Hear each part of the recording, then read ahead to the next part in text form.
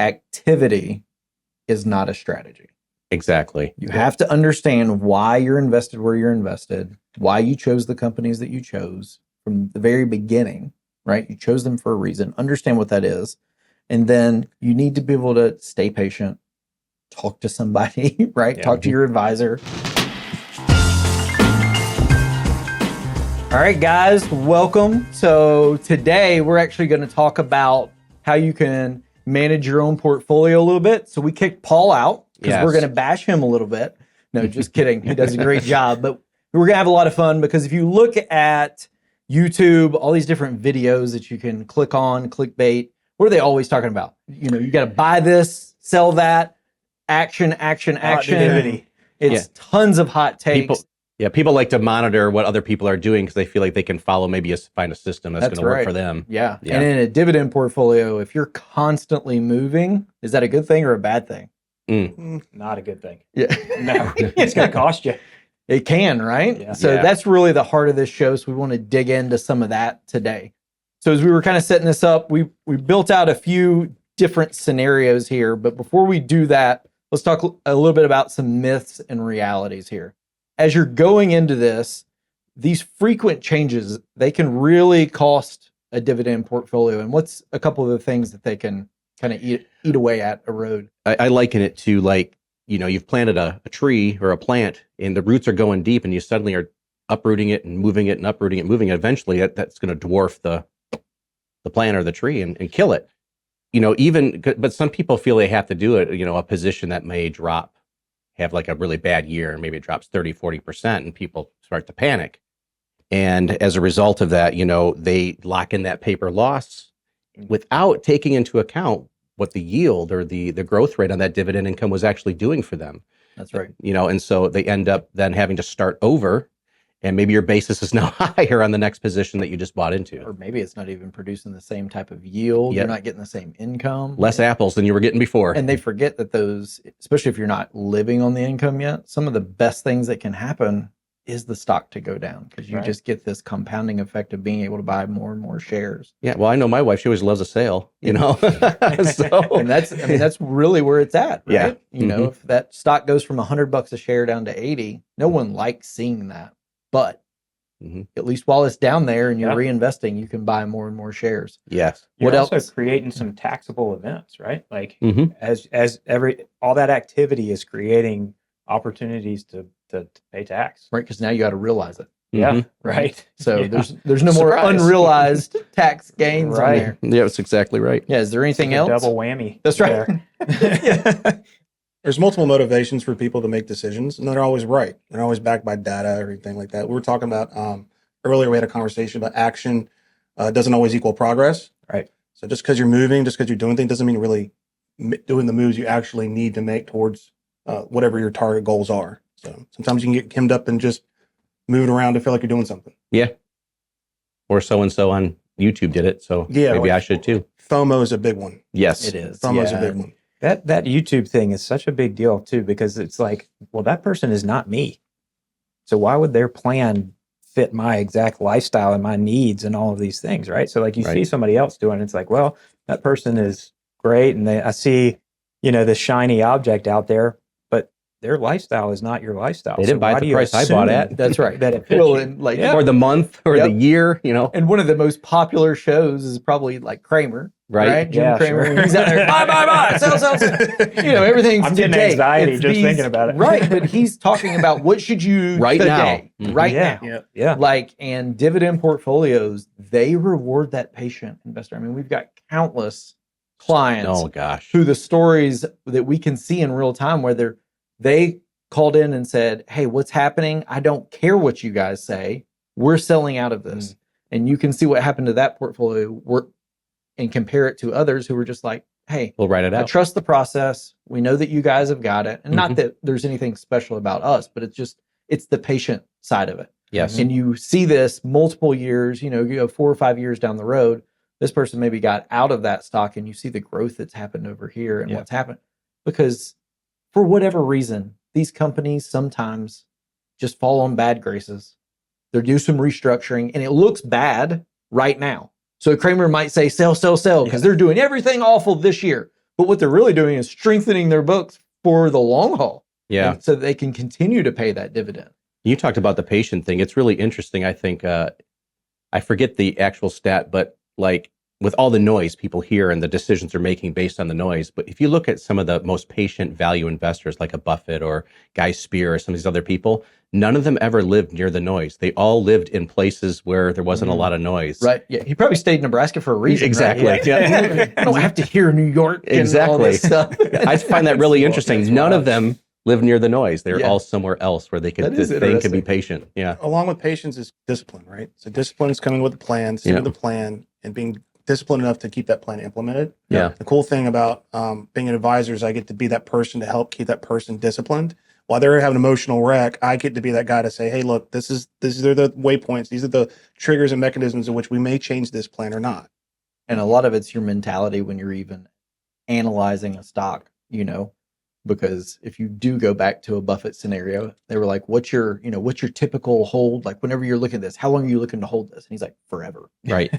Like, Yeah. I don't want to have to It's not sell. a time. Like it is not a Well- thing that I'm looking of when to get out. It's like, how Isn't great his- is this company? Isn't his famous saying like, if I won't hold it for 30 years, I won't hold it for 30 seconds? Correct. Yeah. Mhm, something like that. Because Mhm. that's how you want to invest. Like Yeah. it's so hard to try to time everything. Yeah.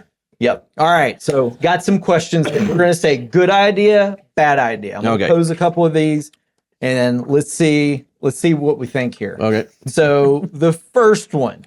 All right, here we go. Selling a dividend stock because it has dropped 25% in a quarter. Is that a good idea or a bad idea? That's easy. Bad idea. Bad idea. Why? Why is that a bad idea? You just dropped a quarter. Yep. Well, then you're going to In the lock quarter. in your loss. Well, that's one. Terrible Maybe. idea. Well, what if it goes 25% more? Right. But one bad 'Cause quarter. that's the fear, right? Yeah, one bad quarter doesn't mean terminal for the company necessarily. Right. And what's Yeah. motivating you to make that decision? Fear? Mhm. Do we always want to react to fear? Right. Yeah. And if it's already dropped 25, does that necessarily mean it's going to drop 25 more? On sale. Yeah. Right. Is the income still there? Mm. Right? Yep. Like if we're Mhm. talking about dividends, does it matter where Yeah. that is? Yep. Is the income steady? That's right. Yeah. All right. Number 2, adding a stock just because it's the highest yield in your sector. Bad idea. Why is that? Well, that yield has that inverse relationship to the stock price. So if the stock price is so low that your yield's shooting way up, Yeah. why? Yeah. And we have a ton of podcasts that we've filmed at other times around that trap of the high yield. Just because it's shiny and might be a double-digit yield, and you're like, look at all the income. Yep. Mhm. That might be the very trap that you don't want to step Exactly. into. So Exactly. Flag. Do some homework. that's it. Because there's a reason that yield has gotten so high, and it's not because they're just wanting to pay you a whole bunch of money. Right. Right. Yeah. All right. Next one. Trimming a position back when it's grown to 30% of your portfolio. Good idea, bad idea. Good idea. Why is it a good idea? Well, trimming's good. You can't let one position overtake your portfolio, because if something did happen in that one position, it would be detrimental to the whole portfolio. So you got to keep things correctly proportional. No, right. Like Like a little top heavy. Yeah, that's it. Yeah. Yeah. Because what do you do at the end of a season or periodically even throughout a season to go back to your tree analogy, what are you doing? You prune it. Prune it You prune it. And why do you prune it? because it'll grow more, That's right. produces more fruit. That's the idea. Mhm. Yep. So pruning is a good idea. Yes. All right. Last Crepe one. myrtle. Remember that when we're in the neighborhood? You trim your crepe myrtle bushes, and I did landscaping for a long time. There's the appropriate way to do a crepe myrtle tree, which is pruning it so that it would continue to grow a certain way. And then you see the ones where they just hack it off at about 6 feet. We call that crepe murder. Yeah. If you come out with a chainsaw, we're probably doing it wrong. All right, last one. Changing your portfolio because the news cycle is scary that week. I feel like all these listeners, if they found this, they're intelligent, savvy people already. So they know One it's would a hope. bad idea. We right? would hope, right? We know this is a bad idea. Kramer still gets one of the best. That's true. He's going to get that hammer out. Start Well, smashing FOMO stuff. again, right? FOMO again. It's It a is. powerful drug. Is that emotional drive? Yeah, and You know? fear. Fear is the Right? big Like, one. that's Yeah. Well, and I think you could almost flip this and say, not scary, but you're agree. missing out. Like Yeah. y'all just alluded to the FOMO, like, hey, man, you are missing. This stock is taking off but it's still not to where it should be. Yeah. Like you got to jump on now or you're going to miss the whole boat. Yeah. And the value investors will tell you, if you're hearing that news, you're probably already too late to hit that, Yes. that sale Especially price. the institutional investor. Exactly right. But that's the same thing that you get, or at least I get on my own personal feeds right now, is like, if you missed NVIDIA, like all these AI early chip companies, well, here's the next three that are coming. Yeah. You got to get on. And I'm like, really? Like, but the reason why they're spending all this money to advertise that is because it works. Yeah. And they're all Those companies are trying to raise that money. Right. They're all playing to our emotions. Yeah. Yep. All right. So let's pivot just a little bit. We talked a lot about the reasons like why you wouldn't sell stocks, why you wouldn't trade, these things to maybe pause, reserve. But what would be a couple things, like let's give the listeners a little bit of why would you switch up the portfolio? So what are a couple things that maybe we can give them that like, hey, now is this situation or these things are happening. Maybe we do need to take inventory and see if we really need to make some changes. Yeah. Well, we talked earlier about a bad idea being like a bad quarter. Well, if a company maybe, let's say, spends all their profit in one quarter plus some free cash flow to pay out their dividend in one quarter, may not be catastrophic, but it starts happening repeatedly. You start seeing a pattern. That could be an issue where you start seeing the free cash flow just start to be dry up. To be zeros or negatives. Now they're borrowing. Yeah, there's something going on in the company where they're not being as profitable long term. That might be a sign to make a change. Yeah, because when that starts happening, what are some of those red flags that are happening? What's beginning to come at risk? Well, the dividend itself. That's right. The future earnings, the future income. Because that's where that's coming from, right? Right. Is this cash flow. And if you don't have cash flow, They can't or pay you're having it. to borrow to keep the company going, at some point, they're going to have to make big changes. Cut it or eliminate it. Or eliminate it. Or, there's a reckoning of some kind that's coming on. Yep. Yeah. What else? I think if the investors' circumstances change, right? So like if your circumstances change, I was training for a marathon a couple of months back. I sprained my ankle as a trail marathon.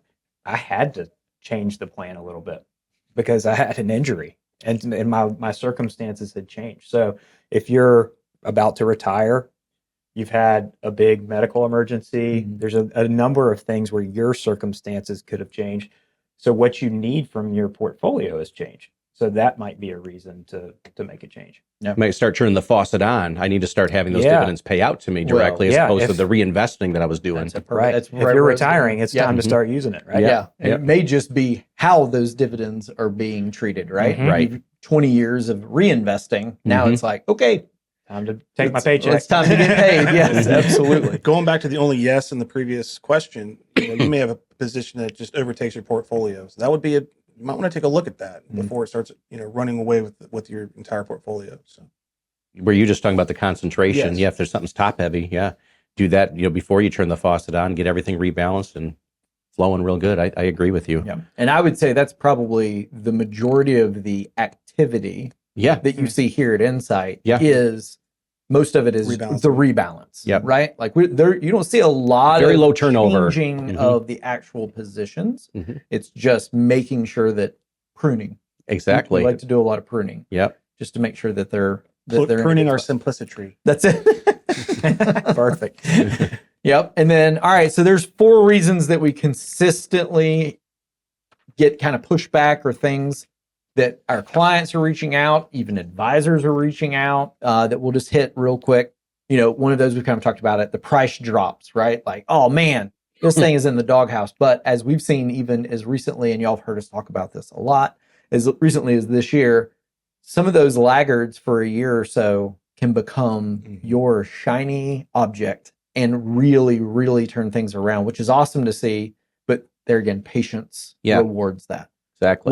What's another one? Another pushback sometimes you may get is maybe a client doesn't like a company that you're in. And that can be, sometimes there's a moral connotation to it, and sometimes it's just they don't like the company or don't understand it.